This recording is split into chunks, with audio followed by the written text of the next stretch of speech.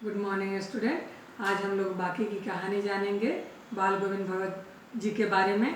तो हम लोग पिछले वीडियो में यह जाना कि किस प्रकार से उनके बेटे की मौत हो जा रही है और मौत के समय में वह दुखित न होकर के संगीत में डूब जाते हैं और वे उनका ऐसा मानना है कि यह आत्मा से परमात्मा की मिलन है, इसे भी उत्सव के रूप में मनाना चाहिए।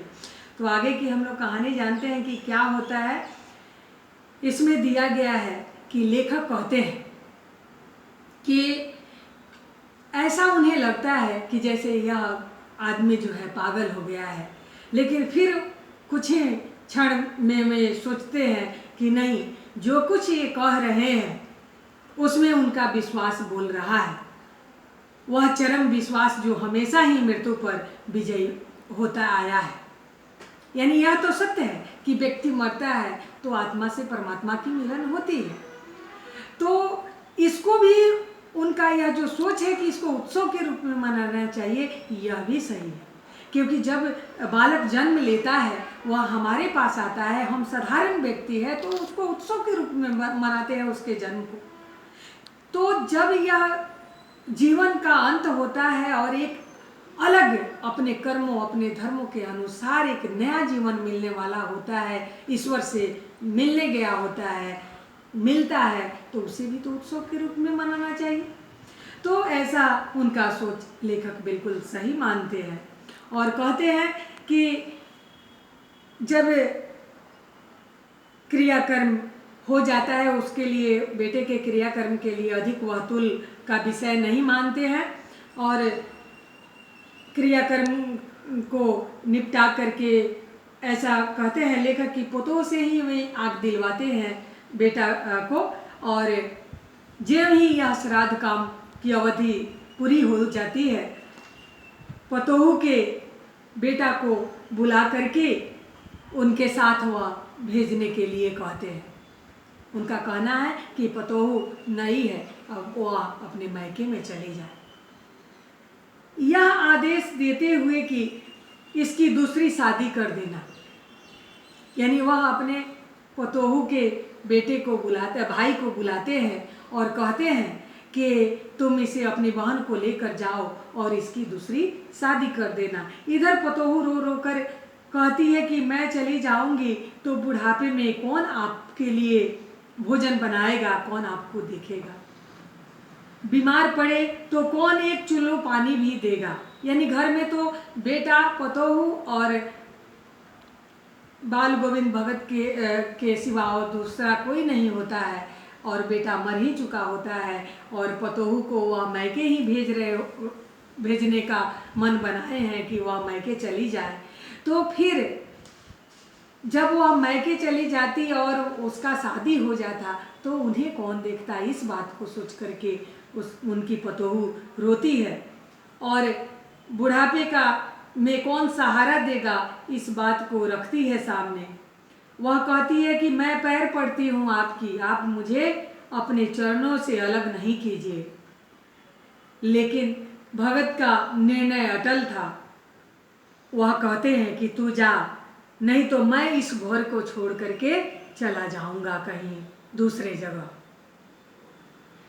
यह थी उनकी आखिरी दलील और यह दलील की आगे बेचारी की क्या चलती। जब वह कहते हैं कि अगर तुम अपने भाई के साथ नहीं गई या दूसरी शादी के लिए तैयार नहीं हुई तो मैं ही अपने इस घर को छोड़ करके कहीं अन्यत्र चला जाऊंगा। तो अब वह बेचारी क्या करती, बुढ़ापे में, जिस बुढ़ापे से वह डरती थी कि बेसहारा उन्हें करके मैं कैसे जाऊं, उन्हें वह दर दर भटकने के लिए कैसे छोड़, तो वह घर छोड़कर चली जाती है ताकि इन्हें कोई तकलीफ न हो, यह दूर दूर जाकर नहीं भटके। बाल गोविंद भगत की मौत उन्हीं के अनुरूप हुई।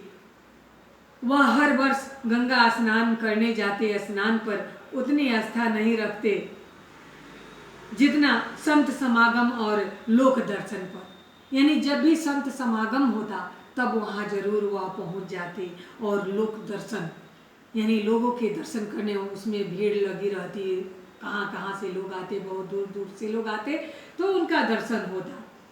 वे पैदल ही इस संत समागम में जाते।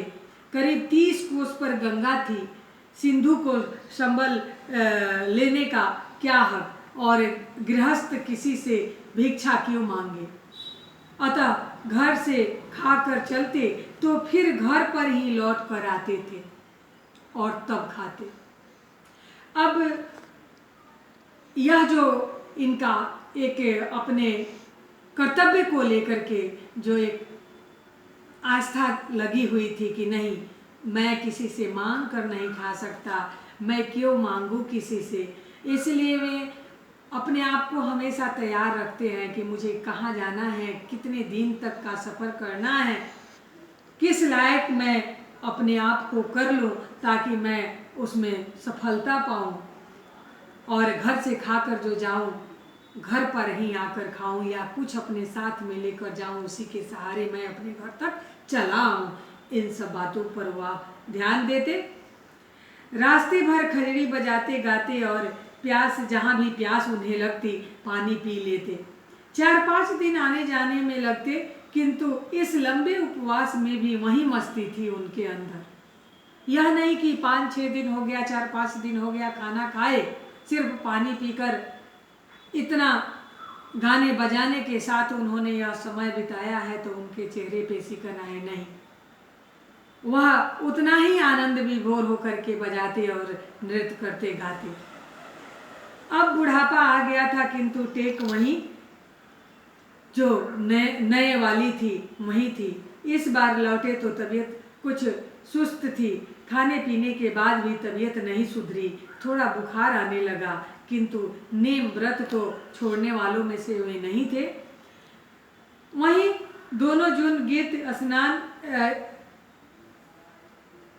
तबीयत भी खराब होने में बताया गया है कि दोनों जून यानी सुबह और शाम, सुबह में प्रभाती और शाम में संध्या गीत भजन करते। थोड़ा बुखार तो उन्हें था ही, इस गाने पर और स्नान ध्यान खेती बाड़ी देखना ही था, इस पर हो सकता है कि और बुखार बढ़ता गया हो। दिन दिन छिजने लगे। लोगों ने नहाने धोने से मना किया उन्हें कि आप स्नान नहीं कीजिए उतने सुबह, लेकिन वे कहाँ मानने वाले थे। वे हंसकर इस बात को, लोगों के इस बात को वे हंसकर टाल जाते।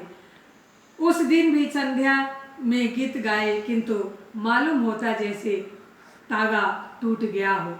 यानी जिस दिन वे मरने वाले होते हैं उस दिन संध्या में जो गायन करते हैं उसमें एक उदासीपन होता है। ऐसा लगता है जैसे मानो कि तार टूट गए हों, यानी वह जोश, वह उमंग, वह आनंद नहीं आ रहा है। माला का एक एक दाना बिखरा हुआ। भोर में लोगों ने गीत नहीं सुना, जाकर देखा तो बाल गोविंद भगत नहीं रहे, सिर्फ उनका जो है शरीर या जो अस्थि का शरीर बना हुआ है वह यहाँ पे पड़ा हुआ था। तो इस प्रकार से हम लोग देखते हैं कि बाल गोविंद भगत का इस जीवन का अंत किस प्रकार हुआ और उन्होंने किस तरह से गृहस्थ जीवन को संभालते हुए अपने संत स्वभाव को बरकरार रखा, जो शायद आज के परिवेश में उस स्वभाव की कमी पाई जाती है। क्योंकि आज भी लोग ऐसे हैं जो अपने बहुओं को चार दीवारी के अंदर में जकड़ कर रखना चाहते हैं, लेकिन उस समय वह इन सारी प्रवृत्तियों से दूर थे, अछूते थे। तब न जाकर के वे कहते हैं कि मेरी बहू का दूसरी शादी हो। तो इस प्रकार हम देखते हैं कि वह आज से बिल्कुल अलग स्वभाव के हैं और इसी कारण से शायद इतने महान हुए। आगे इसका अभ्यास प्रश्न उत्तर है, जिसका ऑडियो तो जाएगा ही, लेकिन साथ में आप लोग भी करोगे इसका प्रश्न उत्तर। धन्यवाद।